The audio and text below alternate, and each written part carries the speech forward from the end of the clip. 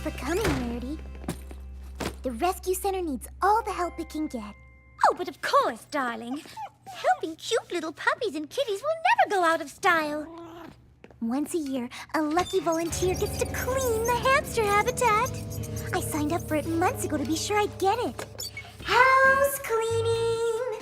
Ooh, Fluttershy, darling, aren't hamsters rodents? They sure are, but they're cute and cuddly like bunnies.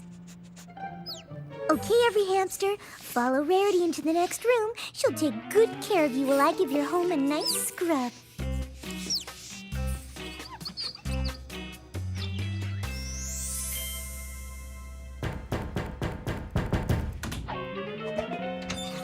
Rarity, what happened?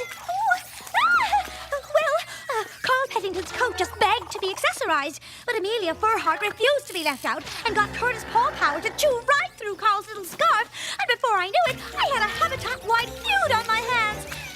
Also, I named them. Ladies and gentle hamsters, please. Now I know you're all upset, but why don't we head back into the habitat and talk it over?